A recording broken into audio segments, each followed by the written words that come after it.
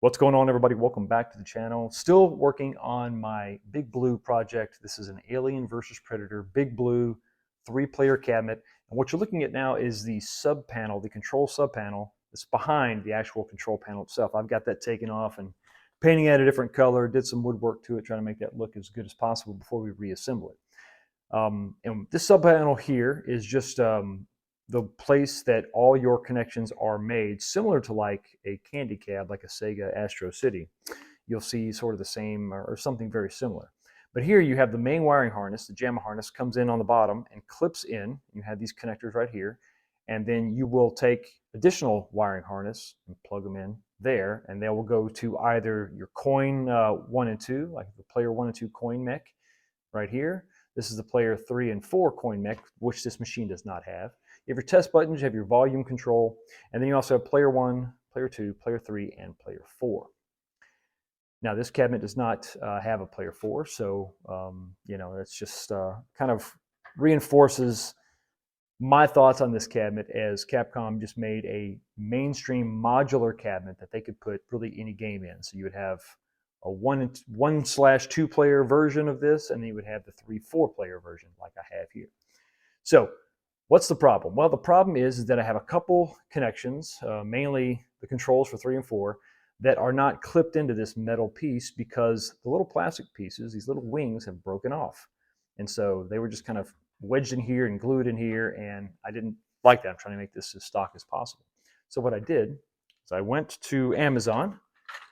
You see I have a replacement connector here. This is the connector that I'm using. This is a 15 circuit Molex connector, 0.093 inch is the series that we're using. And we're just going to replace the connector. So there's a couple ways you can do this. You could cut each individual wire and then crimp on new fittings and put it in your new connector and away you go. Or you could just release every single connector in here and then reinsert it into this new plastic connector and away you go. It's a lot faster, and it's good if you want to keep all your wiring stock. If you're worried about the lengths of wires, this is a really good way to do it. So how do you do that? Well, you can go to Amazon. You can get this kit. This is the JR Ready Molex extraction kit. It comes with 5 different sizes. This is the one we're going to use today. This is the part number. It's the 310360, and this is going to be specifically sized because you notice that is actually going to go around the connector type that we have, which once again, that's the 0.093. So how do we do this? So what you want to do is you want to take your old connector and you're going to put this inside each individual wiring port, right? All the pins, all the circuits. You're going to push that in. You're going to release the mechanical or the little metal crimp-on end on each individual wire and release that from the plastic housing and put it in the new. What we're trying to do here, and I'll show you, this is the actual connector here. You can see it has a couple of these little wings at the very end of it. See right there? What happens is when you insert this into this plastic Molex connector, those 2 wings depress. Get that to focus. Those 2 wings will depress. Come on, there we go, focus. Those 2 wings there and there will depress, and then once you get it into the connector, they spring out and they keep it in place. So that's how this is retained inside the connector. It also keeps prevents you from losing connection, right? So this is what we're doing. We're going to use this tool to go around this, depress. You got to push it in pretty hard. You're going to depress those little wings and then pull the wire out of the connector. Just that simple. Now, it's not the easiest thing in the world to do. The first time I did this, I actually just pulled the damn wire right out of the connector, and so I had to re-crimp it. So that was the first wire. But then I went back to Amazon and looked at the instruction manual, the instructions on the actual listing, and it said that you want to insert this and then sort of spin it around to make sure that you release everything. So as you can see, I've done the majority of them now. Let me move my light here so you can see. Hopefully a little bit better. Maybe just move the light altogether. Yeah, let's do that. Let's just get rid of the light. Light's not doing too much for us. So what we want to do is, obviously you want to keep track of keep the orientation correct. So you're not you want to put these wires in the same spot that you take them out of this connector. let's go ahead and we're going to work on the last one in this row right here. That guy right there, you want to push it in. Well, first thing you want to do actually is try to see if you can push the wire deeper into the connector. Just like that baby blue wire. And then push this in like this. Listen, there you go. You heard the click. A little bit of a click. And then you want to kind of spin this around to make sure you've disengaged both of those wings. You should feel some resistance.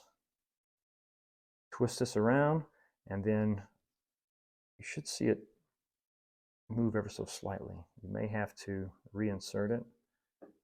I like to look, oh, you see it dropped down deeper into the connector, so it's probably free. So we should be able to just, oh, there you go. Pull it out just like that. Remember to be careful and don't just yank on this, because you will pull this right out of that crimp-on connector, and you're going to get mad, and you're going to have to crimp on a new fitting. So, and then all we do is we take it, same position that it was in the other socket, and just push it in till you hear the click. And there it is. Give it a little tug to make sure it's in there secure. And there you go. So let's go ahead and get the last two wires, and then we'll clip this in, and we should be done with player 4. Oh, there we go. All right, go ahead and throw that one away. Click it in there like so. All right, give it a tug, and then now we want to make sure, clip this in like this. Push it in from the back side. Yeah, clip it in nice and secure. Awesome. So much better than this, right? I'm not going to go through and change all of them, but I don't know, I kind of want to, because as clean and white as that looks, makes the yellow look pretty dim.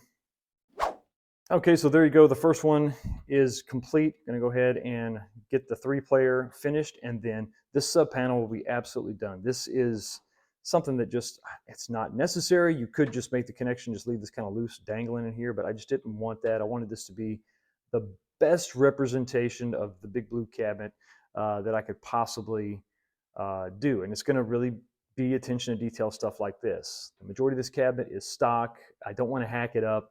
I didn't want it to look all janky, so this is just a little thing that you can do to really make this thing look just as good as it really can. So anyway, I hope this helps. If you've got any issues, go ahead and comment in the comments section below. I'll see if I can't answer some of those questions.